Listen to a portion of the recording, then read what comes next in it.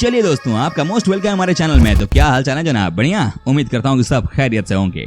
दोस्तों, विश्व के इतिहास में 13वीं सदी शायद सबसे ज्यादा खूनी सदी रही होगी। ये वो सदी थी जिसमें मंगोलों का कहर चीन से लेकर रूस तक और फिर बगदाद और पोलैंड तक बरपा। दोस्तों, आज के इस वीडियो में हम एक ऐसे ही मंगोल शासक की बात करने वाले हैं जो दुनिया का सबसे क्रूर सेनापति कहलाया। ये शख्स था चंगेज खान। जी हाँ, आज हम आपको इन्हीं के बारे में रोचक जानकारी देने जा रहे हैं, जिसे जानकर आपका खून गर्म हो जाएगा। तो आप बने रहिएगा इस वीडियो के अंत तक, तभी बात समझ में आएगी। चलिए वीडियो शुरू करते हैं। तिमुचिन से चंगेज बनने तक का सफर। तिमुचिन तब कोई 11 बरस का रहा होगा जब उसके बाप येसुगेई बगातुर को तरतारों ने जहर देकर मार दिया था।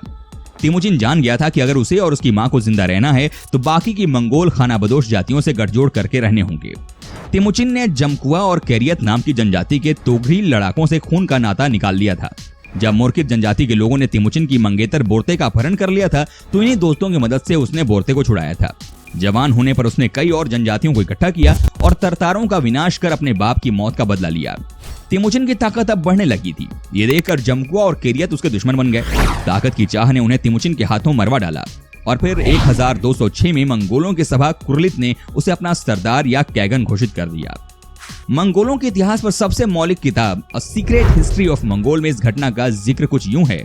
और फिर जब तंबुओं में रहने वाली सारी जनजातियां एक ताकत के साए तले आ गईं, उस साल ओनोन नदी के किनारे सफेद झंडे के नीचे उन्होंने चंगेज यानी तिमुचिन को कैगन के खिताब से नवाज दिया। यही कैगन बिगड़कर बाद में खान लफ्ज बन गया और इस तरह तिमुचिन चंगेज खान कहलाया। चंगेज के राजा बनने की उम्र को लेकर इतिहासकारों में कुछ मतभेद है। जवाहरलाल नेहरू उसे तब 51 वर्ष का मानते हैं। माइक एडवर्ड्स उसे 40 साल का। ज्यादा मत नेहरू के अनुमान के साथ ही हैं। 51 की उम्र वो होती है जब आदमी जीवन में कुछ स्थिरता और शांति की इच्छा रखता है। ये उम्र सेनापति बनने की तो कतई नहीं हो सकती है। सिकंदर तो 32 की उम्र में महान होकर इस दुनिया से विदा भी हो गया था।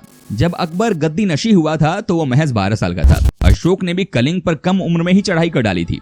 51 की उम्र में चंगेज ने दुनिया का सबसे बड़ा साम्राज्य खड़ा कर लिया, जो सिर्फ इंग्लैंड की महारानी के साम्राज्य से थोड़ा ही कम था। चंगेज की दुनिया पर फतेह।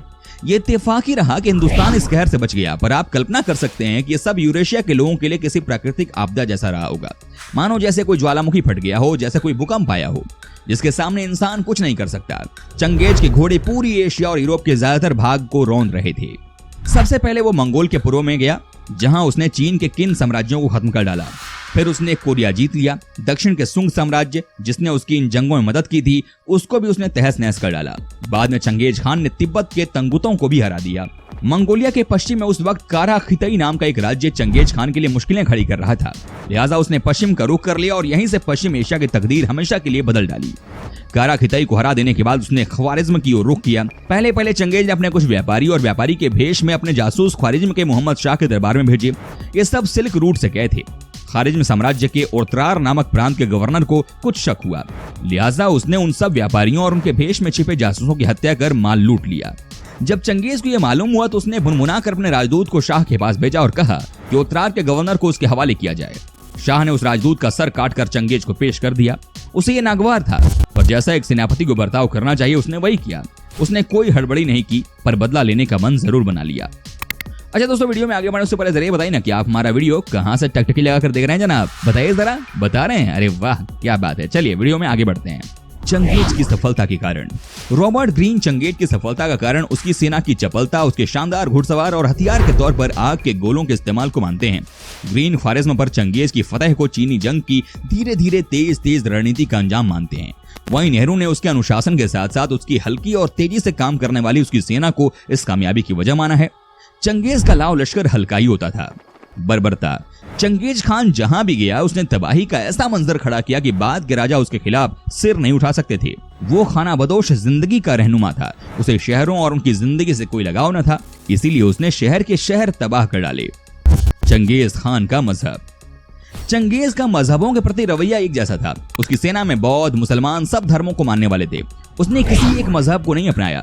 नेहरू लिखते हैं कि जब मंगोलों की ताकत बेहद बढ़ गई थी तो वेटिकन के पादरियों ने उन्हें ईसाई बनाने की कोशिश की। चंगेज नाम के पीछे खान का मतलब ये नहीं था कि वो मुसलमान था। चंगेज शिमनिज्म धर्म का अनुयायी था। ये धर्म मंगोलिया, साइबेरिया आदि इलाकों में प्रचलित है। वेसिली येन या कमलेश्वर जैसे महान साहित्यकार यही समझाते आए हैं कि किसी एक खास मजहब की इंसानियत के प्रति दुश्मनी नहीं है और ये बर्बरता मजहबी नहीं बल्कि सियासी है। शायद यही कारण है कि मंगोलियाई चंगेज खान को शैतान की औलाद नहीं बल्कि एक महान राजा मानते हैं। तो दोस्तों ये थे चंगेज खान से जुड़े कुछ बेहद ही चौंकाने वाले सच। दोस्तों उम्मीद करता हूं कि आपको हमारा ये एपिसोड पसंद आया होगा। साथ ही दोस्तों अगर आपको इस वीडियो पर कोई राय देनी है तो आप हमें कमेंट करके अपना फीडबैक दे सकते हैं। और हाँ, अगर आप हमारे चैनल पर नए हैं तो प्लीज चैनल को सब्सक्राइब जरूर कर दीजिएगा, क्योंकि हम आपके लिए रोज इस तरह के वीडियो बनाते रहते हैं। दोस्तों अपना ख्याल रखिएगा, मिलेंगे अगले एपिसोड में, तब तक के लिए take care and bye bye.